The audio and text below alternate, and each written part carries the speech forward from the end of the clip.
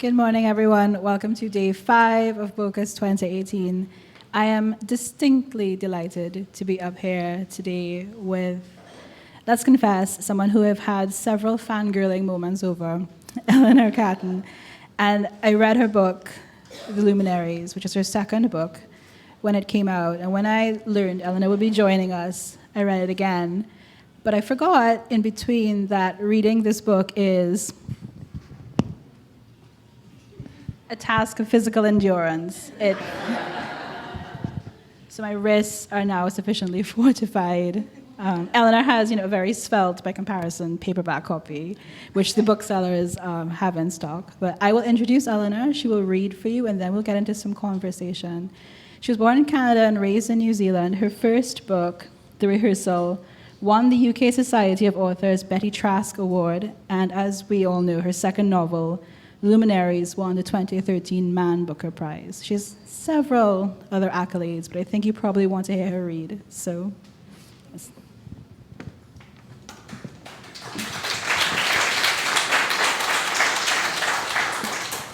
Oh, can you hear me? Oh, that's good.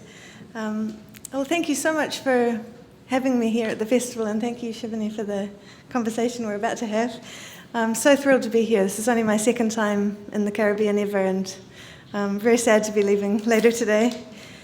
The Luminaries is set in one of New Zealand's gold rushes in the later half of the 1860s on the west coast of the South Island of New Zealand, which is a very wild and, at that time, unpopulated place, a very difficult place to get to. During these years, drowning got known as the West Coast disease because so many people drowned trying to reach these goldfields. I'm going to read from about halfway through the book. So just to set it up, right before the book begins, there are a series of coincidences that happen, or 3 things happen on the same night.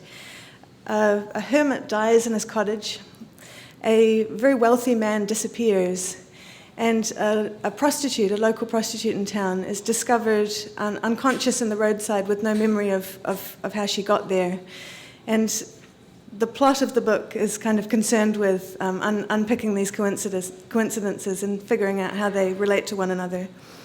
So I'm going to read a scene where about 6 weeks later, this wealthy man still hasn't been found, and a local widow, the widow of the man who died, has decided to hold a séance in order to make contact with him, which is a slightly suspicious thing to do, as you'll see. Another way of explaining the scene, this is as you can tell, I'm an extremely long-winded person. It's very difficult to cut it down. But anyway, there's another way of describing this scene, which is that each of the characters in the Luminaries have been figured on one of the figures of the celestial, of the classical heavens. So all of the signs of the zodiac are all people, and all of the planets that move through the signs of the zodiac are also people.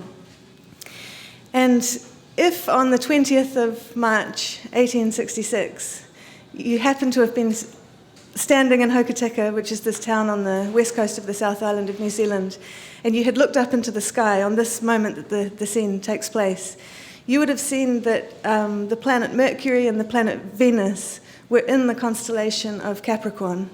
So what you're also about to hear is Venus and Mercury and Capricorn having a conversation. You don't really need to know that bit. That's just kind of for my enjoyment. Mr. Walter Moody, Mrs. Lydia Wells, said Gascoigne. Mr. Moody has come to Hokitika from Scotland, Mrs. Wells, to make his fortune in the gorge. Mrs. Wells, as you will know, Mr. Moody, is the mistress of this establishment and a great enthusiast of realms. Lydia made a very pretty curtsy and Moody a short but respectful bow. Moody then paid the necessary compliments to his hostess, thanking her very nicely for the evening's entertainment and praising her renovations of the hotel. Despite his best efforts, his compliments came out very flat. When he looked at her, he thought only of Lauderback and Crosby Wells. When he had finished speaking, she said, Do you have an interest in the occult, Mr. Moody? A question which Moody could not answer honestly without risking offence. He paused only a moment, however, before replying, "There are many things that are yet arcane to me, Mrs. Wells, and I hope that I am a curious man. If I am interested in those truths that are yet unknown, it is only so that they might be in time be made known, or, to put it more plainly, so that in time I might come to know them." "You are wonderfully free with one verb, I notice," the widow returned. "What does it mean for you, Mr. Moody, to know something? I fancy you put rather a lot of stock in knowing, judging from the way you speak." Moody smiled. "Why," he said, "I suppose that to know a thing is to see it from all sides." "To see it from all sides," the widow repeated.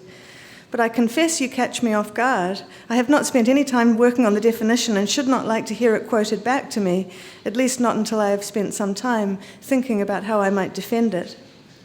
"No," the widow agreed, "your definition leaves much to be desired. There are so many exceptions to the rule. How could one possibly see a spirit from all sides, for example? The notion is incredible." Moody gave another bow. "You are quite right to name that as an exception, Mrs. Wells, but I am afraid I do not believe a spirit can be known at all, by anyone, and I certainly do not believe a spirit can be seen. I do not mean to impugn your talents in the slightest, but there it is. I do not believe in spirits, categorically." "And yet you applied for a ticket to the séance this evening," the widow pointed out. My curiosity was piqued. "By the particular spirit in question, perhaps?" "Mr. Staines," Moody shrugged. "I've never met the man. I arrived in Hokitika some fortnight after he disappeared, but since then I have heard his name many times, of course." "Mr. Gascoigne says you have come to Hokitika to make your fortune." "Yes, so I hope." "And how will you make it?" "By dint of hard work and good planning, I expect." "Of course, there are many rich men who work little and plan nothing at all." "Those men are lucky," Moody said. "Do you not wish to be lucky also?"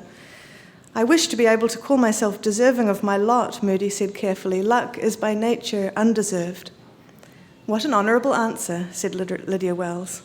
"And a truthful one, I hope," said Moody. "Aha," said the widow, "we are back to truth again." Gascoigne had been watching Lydia Wells. "You see how her mind is working," he said to Moody. "She'll swoop down in a moment and savage your argument. Prepare yourself." "I hardly know how to prepare to be savaged," Moody said. But Gascoigne was right.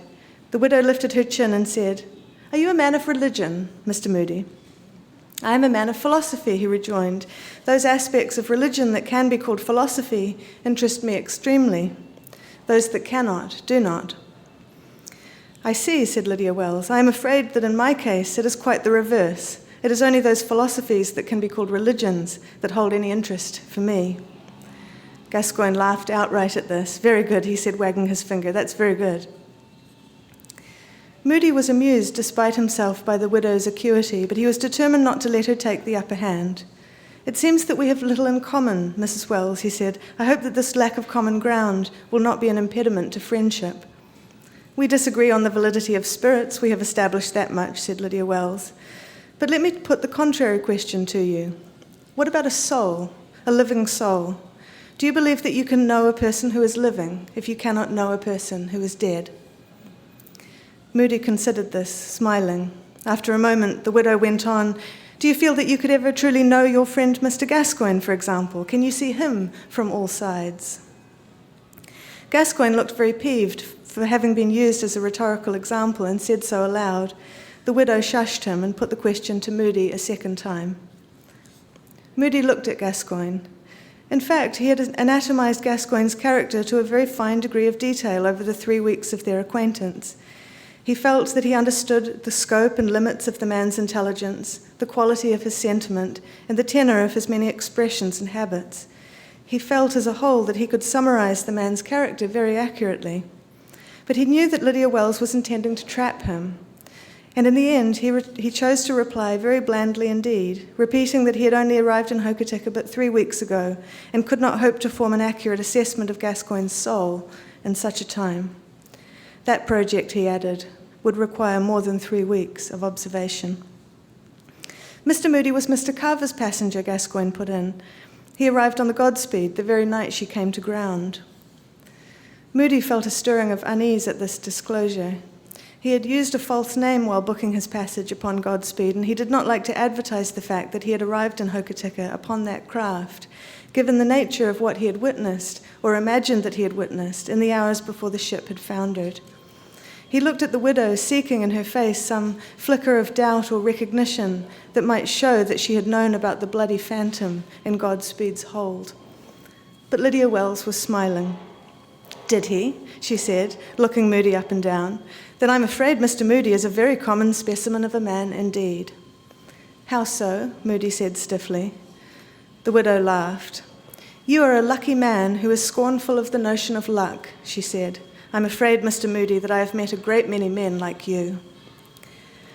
Before Moody could think of a reply to this, she picked up a small silver bell, rang it sharply, and announced in a voice that was no less penetrating for its husky half-whisper that all those without tickets were to make their departures at once, for the séance was about to begin. Thank you.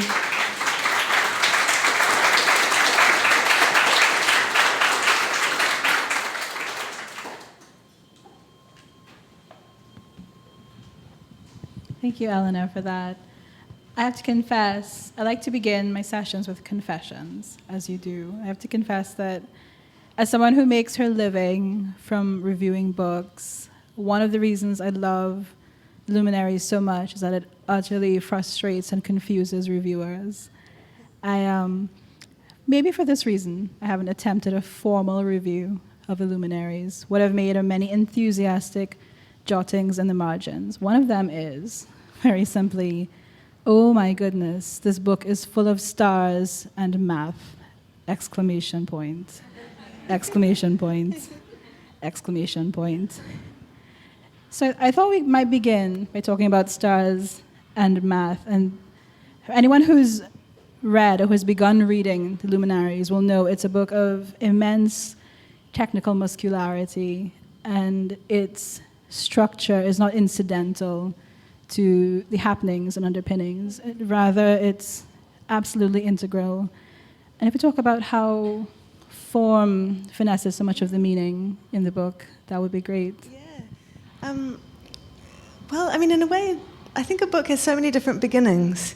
And sometimes a beginning will predate all the other beginnings, but it actually doesn't join the book until much, much later. So when anybody asks kind of where the form of the book comes from, I find myself answering the question in a different way every time, which is, I guess, kind of fun. But one of the big kind of formal beginnings for me was that I read this extraordinary a book of nonfiction called Gödel, Escher, Bach. I don't know if anybody knows it. About three thinkers from history: the mathematician Kurt Gödel, the painter M.C. Escher, who does the famous staircases that kind of fold in on themselves, and the hands, pictures of the hands drawing one another, and then the composer J.S. Bach.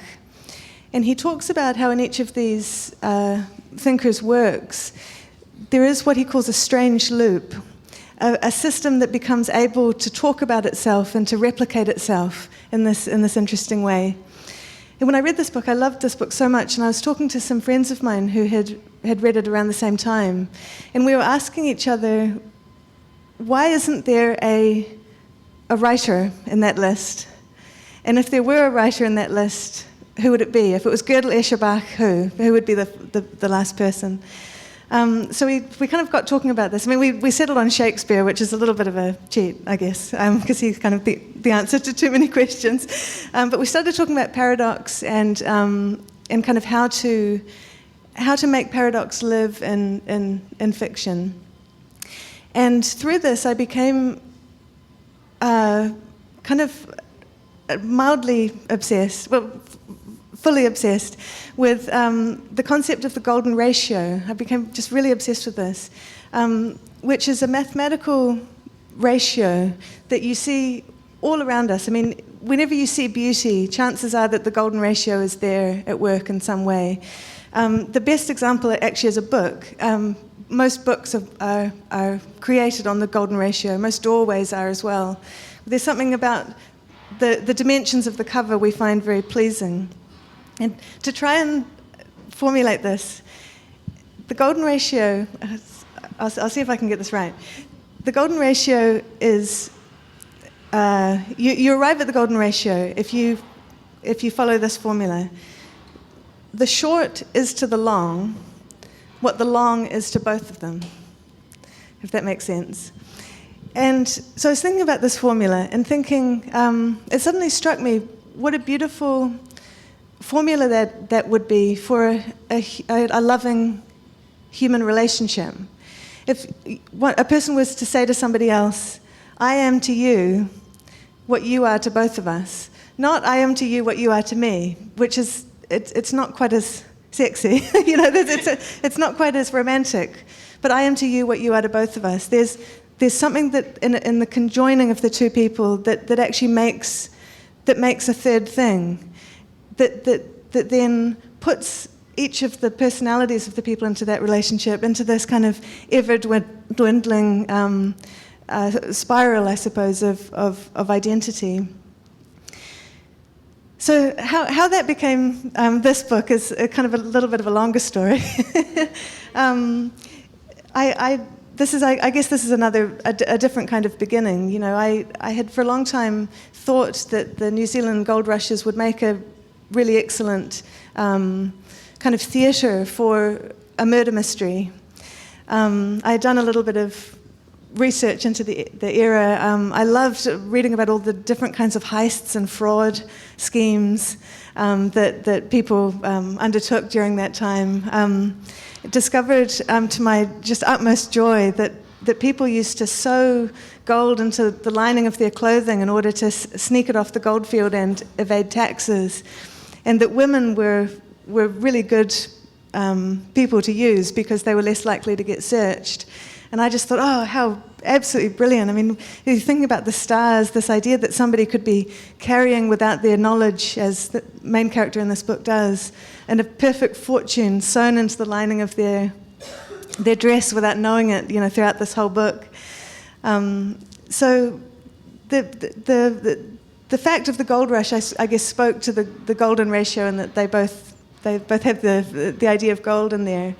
But how it actually ended up connecting to the idea of astrology was that in kind of a separate avenue of research, I learned about this concept that's known as astral twinship, which is when two people are born at the very same instant and within quite a near geographical relationship with one another, so quite close to one another, and so therefore have exactly the same star chart, and they have the same destiny. And I thought, this is going to be what I want to wrap my book around. These two characters who are going to be my luminaries, my sun and my moon, who are, without knowing it, possessed of the exact same destiny. Their lives are going to have the same shape. They were born in the same place, very near to one another. They're going to live in the same way. They're going to discover important things on the same days. They're going to die on the same day. Their lives are going to be mirror images of one another.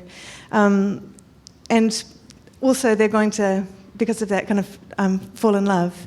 Yeah, so that kind of, it's funny because the golden ratio exists in the book as a symbol. It's the symbol we use for the kind of dividing sections in the novel, but it doesn't really exist in a mathematical form in the novel. It exists more in a relational form. So while I struggle to wrap my head around the golden ratio, I'll move on to my next concern, which is that we're charged today with discussing, to some extent, the state of New Zealander literature. And before Eleanor's Man Booker win in 2013, the prize had been only won once before by someone from New Zealand in 1985, an extraordinary, fangirling again, a truly remarkable book called The Bone People by Carrie Hume. And so this idea of what New Zealander literature is, it occurs to me, must be similar to the ideas we tell ourselves and know to be true about what Caribbean literature is, namely that there is no one kind. And I wondered if we could talk about what the face and the body and the parts you don't see beneath the deep water of literature from New Zealand looks like to you now. And if it's preoccupied, as we are, about ideas of who has the right to tell which stories? Yeah, that's a huge question, a really important question. In many ways, New Zealand literature didn't exist at all before the 20th century. Catherine Mansfield is probably our first writer, really. She didn't really start writing until kind of the early decades of the 20th century. The first ever Māori person to write a novel is still living. That's incredible, really. So it's a very short history, and New Zealand's very geographically distant from pretty much everywhere, and the population is also very small. So there are a lot of kind of factors of isolation that are at work. I don't know. I think that there is an advantage to being on any periphery. I think that on the periphery, you always know the centre. The periphery knows the centre better than the centre knows the periphery. I think that that's probably true of many, probably all post-colonial nations, that they have such a stronger sense of the former imperial power than the imperial power has of them. And I think in literature that's a really interesting advantage, actually. It also means that you don't have the same kind of reverences that other people do. You can be a bit irreverent, and you can pick and choose what you want your legacy to be. I think that I would say that's actually a great advantage of having a relatively short literary history. Is that, of course, your real literary history is the entire world. Anybody can read any book from any country in any order that they like and make of it their own personal canon. One of the things that was so much fun for me in writing the Luminaries was writing New Zealand into the tradition of the 19th century novel. In many ways, this is a kind of a pastiche of a Victorian sensational novel. And there's just no tradition of that in New Zealand at all. So that was great fun. I think in a way that can be harder to do with a culture that has a very top-down kind of literary hierarchy. There's a sense that there are writers that you cannot touch, or there are historical figures that you can only treat in certain ways. But I don't really think I'm answering your question. I think that there are disadvantages too. Being a small country, you're always having to kind of fight for recognition, I suppose, or acknowledgement from the rest of the world. And because there is relatively little kind of global sense of familiarity with the local, it becomes this problem as a writer to write simultaneously for the reader who lives down the street from you and knows exactly what you're talking about, and also the reader halfway around the world who not only doesn't know about what it is you're talking about, but doesn't even care yet, because they've been told maybe by all the forces around them that they shouldn't care. So I think that keeping those two readers in your mind it's an interesting challenge. I kind of think that it's a really healthy challenge, and it's quite a fun one. But talking about the question of appropriation, I think that's also really hugely relevant one. Really of all times, but particularly today. And I think in New Zealand, my sense is that we're seeing an enormous cultural shift that's really driven from the younger generations, I think. When I was growing up, speaking Māori in schools, using correct pronunciation, learning about Māori culture was really not something that was pushed very hard by the culture at large. It was it was pretty shocking, actually, and I think that's really changing as the world, as New Zealanders kind of become more aware of their place in the world. They're actually realising that the indigenous culture is the thing that only exists there. It's the thing that we need to treasure more than anything else. So I think that you're seeing a real shift in the literature from these very kind of whitewashed, almost fearful novels that I think of from the kind of 80s and 90s in New Zealand, where it was almost like the Pākehā writers, the white writers in New Zealand, were trying to erase all recognisable New Zealandness from their work. So it could be plausibly Britain or Australia or Canada or the United States. They were kind of embarrassed about the local. And I think that that's really flipping back, that there's a kind of a real interest in what makes the culture unique, from the white side of things, and then from the indigenous side of things, and also from the Pacific Island side of things. I think that there's just this kind of efflorescence of talent that's coming up that just needed a little bit of history in order to garner support. So I guess in general, I feel like New Zealand is quite an exciting country in that our greatest years are ahead of us, they're not behind us. But whenever I say that to another New Zealand writer, they're always really pissed off with me. So Trinies and Trini friends will be glad to know that the Luminaries is full of bacchanal. We're talking about mystery upon mystery, interlocking yet another mystery. There are ghosts, there are rumors of poisonings, there are trunks containing important documents that go missing at sea, and many other things. And what I enjoy best about this mysterious, suspenseful treatment is that it really evades full and concrete answers for many things. You are left to speculate and to conjecture. Some things are answered, but some things never fully are. And I thought we could talk about that and how important it was to you to evade this absolute, yes, this happened in this way-ism in the book. Well, I did do a lot of historical research for the book. I read a lot of the newspapers from the time and read some books of history and that kind of thing. But I also felt entirely free to mess with anything I wanted to mess with. I really object to the idea that there is a version of history that we need to kind of get right. I think that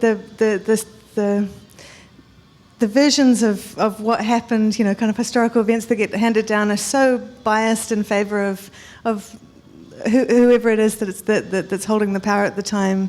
There are so many stories that are lost anyway, and stories that are magnified, that I think that the more works of historical fiction that kind of treat history in whatever way they please, the better. But I've completely forgotten your question. I'm sorry. No, that's fine. That's more exciting, actually, when you forget and then answer something else. Just about how you evade absolute truth, which I think you've answered. Yeah. Yeah. Well, I mean, in a way, this is where the structure of astrology really appealed to me.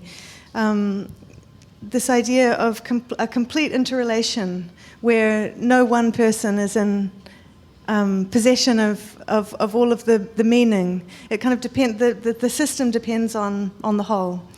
The example I always like to use, it's really interesting, is to draw a comparison between astrology and music.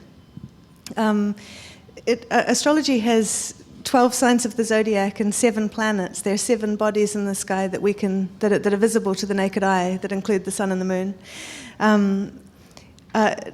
Classical music, likewise, has 12 semitones and then 7 natural notes, so it's 7 notes in the scale. So you have this interplay between the key signature and then the chromatic background.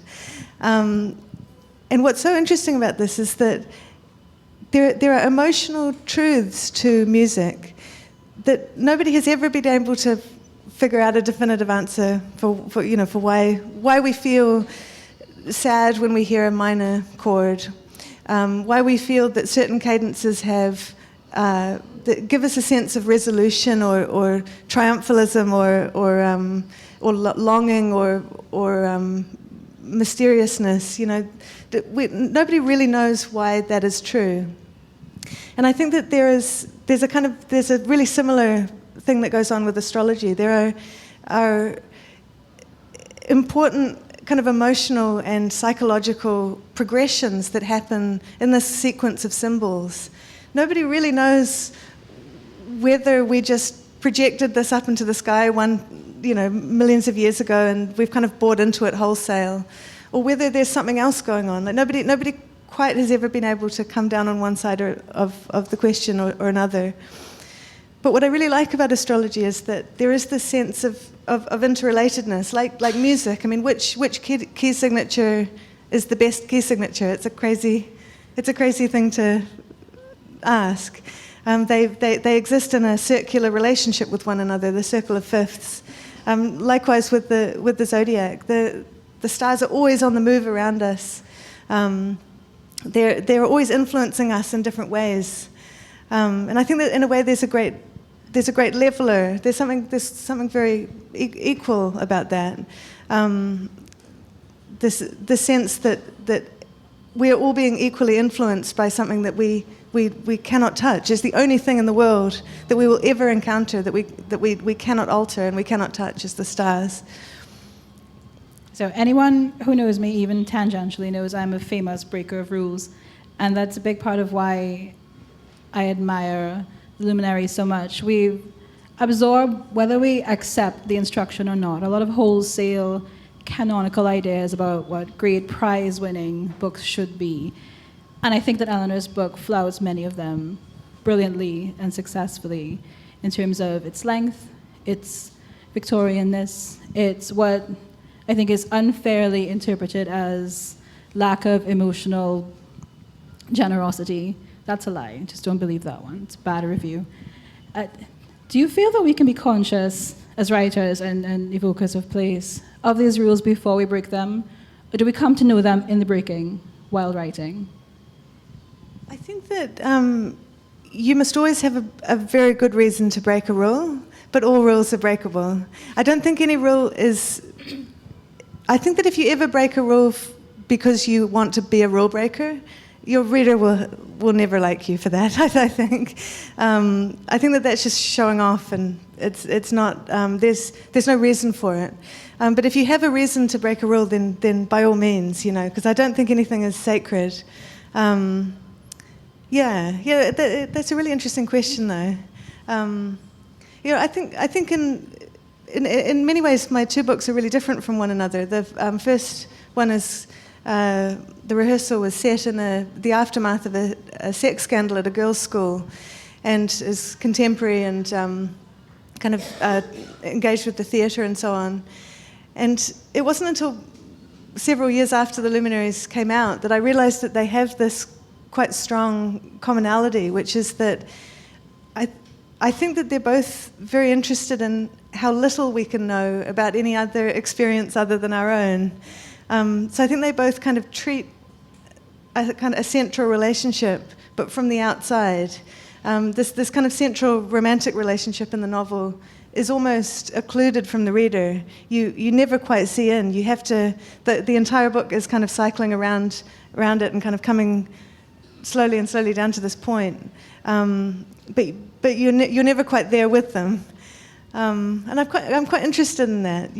Quite interested in the ways that we do remain opaque to one another, except for through acts of the imagination and through kind of efforts to communicate. But there is a way in which we can never become one another. I think that's kind of interesting. So I'm still trying to figure out the golden ratio, that's still happening. But while I continue to do that, I thought we might contemplate what I would like to term, and this is a question you've heard many times, but perhaps we can approach it in a new way, what I like to think of as the aging idea of youth. I mean, you're not the same age that you were when you won this prize. Do you find in your literary journeys, and non-literary ones, which are often more interesting, that this issue of your age as linked to the Man Booker Prize becomes less of an issue, more of a celebration, or something else entirely? Well, yeah, I think that the great disadvantage of being published young is that you haven't read very much.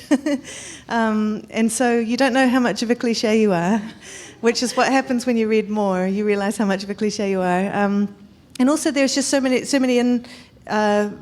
inspiration, so many sources of inspiration that you've yet to discover in your writing life. But then I think that there are advantages too. I think that there's a certain kind of bullheadedness and kind of bravery about, and kind of uncompromisingness about being young that you do lose as you mature. Yeah, I mean, we were speaking of form before. I've always, the absolute gold standard for me in terms of a book that whose form is completely and utterly deserved in terms of how it relates to its content is Mary Shelley's Frankenstein. I just adore that novel. And how, as you remember, each narrative in that book literally gives birth to the one inside of it. So as the book goes on, each story is the sole parent of another story that's inside of it. It's just so perfect and wonderful. Mary Shelley wrote that when she was 19 years old. I mean, it's baffling. And so I think in a way, the whole concept of adolescence is such a modern invention. It wasn't so long ago that people went from being children to being adults pretty quickly, and at an age that we would now be quite shocked, that happened at that age. So I think it's a funny kind of period. It's a very modern kind of idea that you would be in this limbo. You don't quite yet have the responsibilities of adulthood. You haven't quite.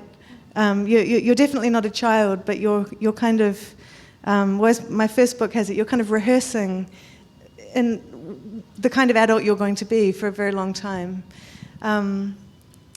Yeah, so it's kind of I don't know. Yeah, it was kind of.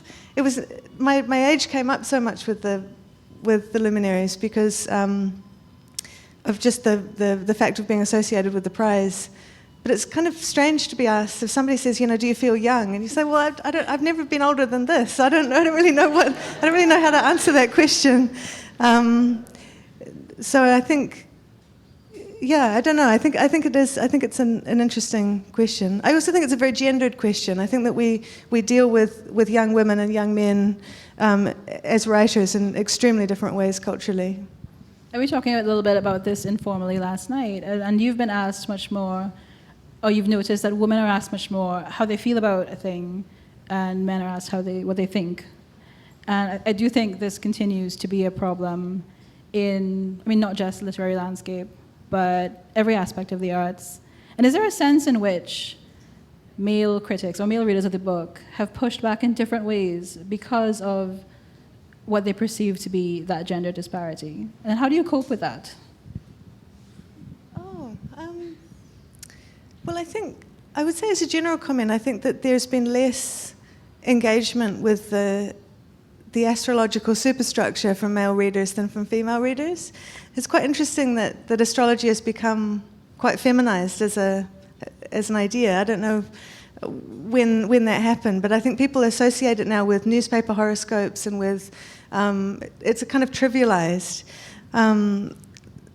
which is very poor art history. It's very poor cultural history, really. I mean, this is actually quite a robust system of symbols. Jung called it a primitive psychology, this idea that we have projected up into the sky a picture of our inner lives and inner processes that we read ourselves back from these patterns. But yeah, I mean, I don't really know how to answer that question. I mean, the Luminaries is full of men. At the time in New Zealand. There were around about, of the settlers, as not to speak of the Māori people, but of the people who are coming in to prospect for gold, the gender ratio was around about 10 to 1. So there were about 10 men for every woman, which is a very frightening prospect. And when I discovered this in my research, I thought, well, that will work quite nicely with the classical zodiac, because we kind of explicitly identify Venus and also the moon with kind of feminine impulses, but all the other planets and all the other signs, we don't kind of naturally associate them with women. But it does mean that a woman doesn't appear in my book until about page 250 or something like this. This is very disgraceful. So I think that, I think in a way it comes back to this, this question of the periphery and the center. I actually think that women, that little girls have a huge advantage as young writers over little boys, because so much of our culture, I mean, I wish it weren't I wish this were not the case, but so much of our culture is constantly requiring little girls to imagine themselves in little boys' perspectives, but so seldom doing the opposite. There's a famous experiment that's often done with little children where an exercise is set for a class, and they will say, okay, now write a day in the life of you as the opposite gender. And so the kids will all start writing. And invariably what happens is that the little girls just get to work. They've already done it. They've imagined it all the time. They've imagined being Harry Potter or whoever. And it's very easy for them to just to go. And the little boys very often will refuse to do the exercise because it's seen as a kind of a degrading or something. Or there's something that kind of actually is imaginatively very difficult. And I don't think that that's at all innate to gender. I think that that's entirely culturally. That's entirely a function of cultural conditioning, and it's a real shame.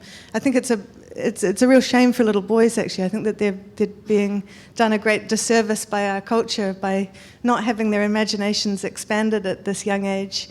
But you know, I feel very, very able to go into the perspective of a man. I don't feel like that's a kind of a no-go area for me. Going into the non-white perspectives, writing non-white characters was much more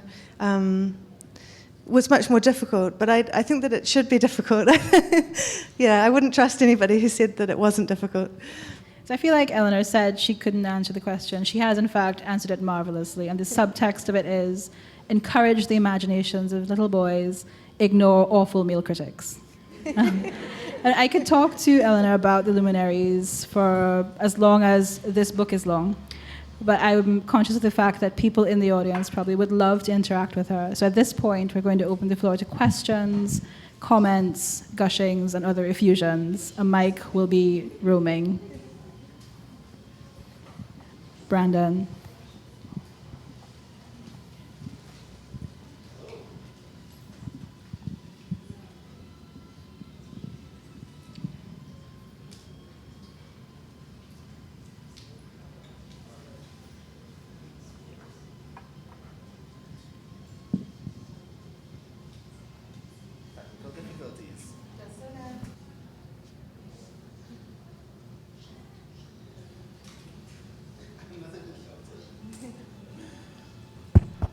Okay, cool. Hi, good morning.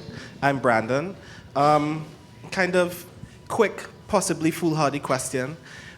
You, with the Luminaries, have successfully written a literary mystery, which a lot of people in the industry tend to consider an oxymoron. But while it has accomplished in the literary sphere with many awards, it's also, as far as I've seen, also succeeded as a mystery, accomplishing the tasks that a mystery in the pulp realm typically accomplishes with great flourish and great beauty. What do you think about the idea that that is an oxymoron, and the idea that you can actually genuinely perform a literary mystery very well? Oh, thank you for the question. I'm a huge advocate of plot. And I think that there was a moment in literary history where a sense of kind of existential beauty or kind of a loving use of language got divorced from a plotted story. That they split apart into what we would call literary and genre fiction, as kind of, you know, a mystery would be now seen as a kind of a genre work. And you don't have to go back very far to find books that completely defy that split. You know, Frankenstein would be one of them. But even much later than that, like into the late 19th century and early 20th century, I really mourn that divorce. I think that's I think that we cut ourselves off to so much possibility of storytelling by having the snobbery towards plot that I think that does exist in the circles of literary fiction. This idea that literature can be surprising, that it can be delightful, that you can want to keep on reading to know what happens.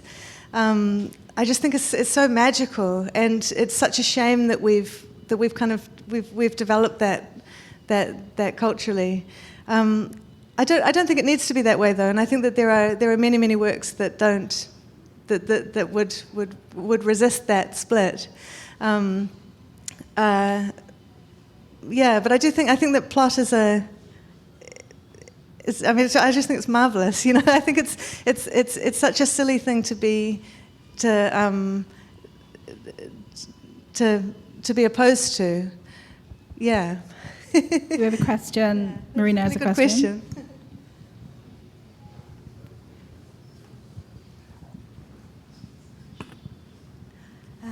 Eleanor, I just wanted to congratulate you on the use of language in the novel. The thing that most astonishes me about the novel, really, is how you've been able to sustain a truly authentic Victorian voice over 800 pages. Did you have to go back and do a lot of rewriting? Because, I mean, 800 pages is really ambitious, and it never flags. It's always authentic. And the love of language and the playing with language, I think you had a lot of fun, but you must have had a lot of hard work too in sustaining it. Yeah, I mean, the book took me quite a long time to write. It took me about 3 years to write from start to finish, with a couple of more years of reading in the beginning. I think that just reading has a lot to do with it. I type out a lot of what I read and then return to what I've typed out, and I thieve kind of shamelessly from books that I adore. So I think that, I mean, a lot of it is just mimicry. It's kind of being like a magpie and figuring out what you want to steal and that kind of thing. But there was, I think that partly because the Luminaries is such a huge cast of characters, and the plot is such an enormous engine because it has to involve all of the characters. I wanted the plot to involve all of the zodiacal men in a peripheral way, and all the planetary characters in a kind of a more centralized way. And because I was working with this form, and it took such a long time to put together, it kind of developed this momentum that sustained me for a long time. But it's an interesting thing. I'm not a rewriter. I work from the beginning and kind of keep on cycling back as I go. But then the ending is always the last thing that I write. So I'm kind of cycling back at every point. And especially when you're writing a mystery, sometimes you realize on kind of page whatever that it would be easier if somebody had not known something that they had known, or known something that they had not known. And so there's always kind of, there are pieces that you're moving around. One thing I found really useful when writing the book actually is to write chapter summaries and kind of have one sentence summaries of each section and then each part, so I could kind of see the novel in close up or further away. I always find that in writing there's this really interesting moment at around about the 6,000 word mark where the book becomes too big to read continuously before you start writing every day. And so you start just remembering it and picking up where you left off. And that's really interesting because at that point it starts talking to you, because it starts kind of saying, you start forgetting pieces, you know. Just the last night I was paging through the book thinking about what to read, and there was so much of it I had absolutely no idea was in there. I was like, oh my goodness. You know, it's so interesting how quickly it becomes a kind of a dream or something. I mean, you forget it. It's like seeing a photograph of yourself at a party. You can't remember its ending. I think we have time for one. Yes. My question is, can you talk about your first novel, and did it have any influence on the Luminaries at all? Yeah, sure. Yeah, so my first novel was called The Rehearsal, and my ambition with it, I was really interested when I first started writing it in gender performance theory, this idea that we kind of perform our genders and our identities. And what happens to those performances in performance spaces? If I'm performing being a woman and then I go into I step on stage and I continue performing a woman, what happens to that performance by virtue of the fact that I'm now on a stage? And so the novel was kind of highly... There are a lot of distancing mechanisms, I suppose, in the novel, where there are characters in the book, but then there are also actors playing those characters. And so in a way you're kind of seeing both at once, so that was the idea. And what I loved about, what I still love about the theatre is that ability to see double that you get in the theatre, where you're watching a famous actor and you're thinking, oh wow, Benedict Cumberbatch is so amazing, but then you're also seeing who he's playing, so you're seeing both at once, and there's something just so amazing about that. I love that experience, and trying to replicate that in the novel was kind of I suppose the overriding project of the book.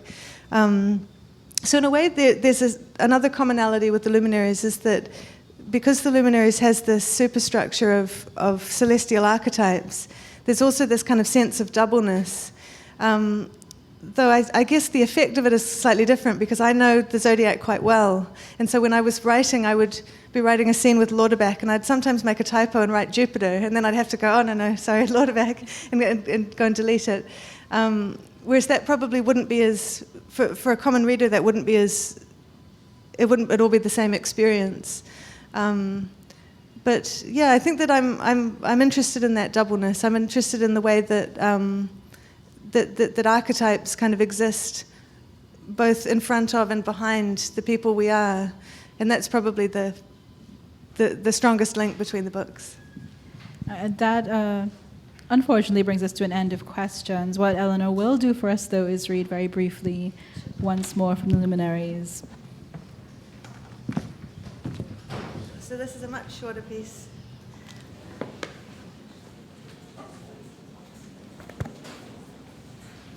Oh, is this? Oh, it is on, yeah.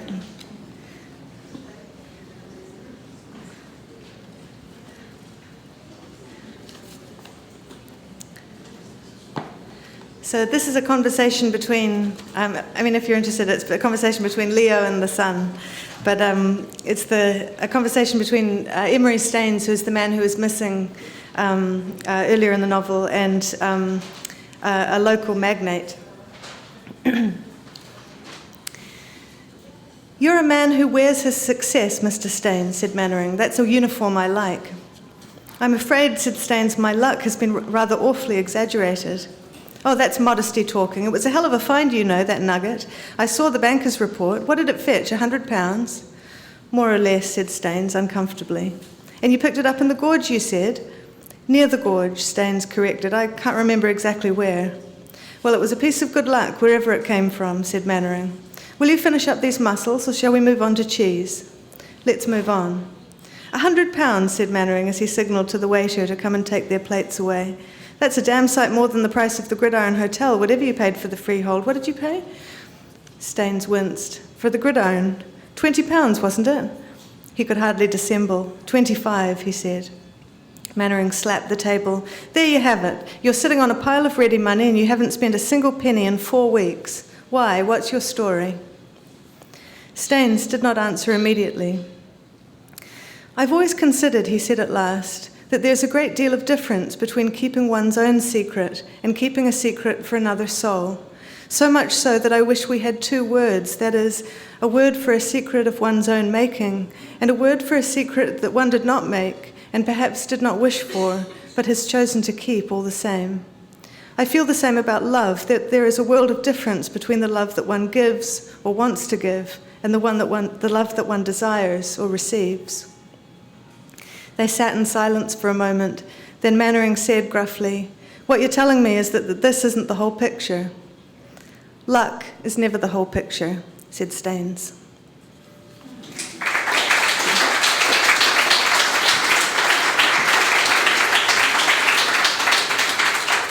Thank you very much, Eleanor. Please give her another round of applause, and to the Man Booker for making this event possible.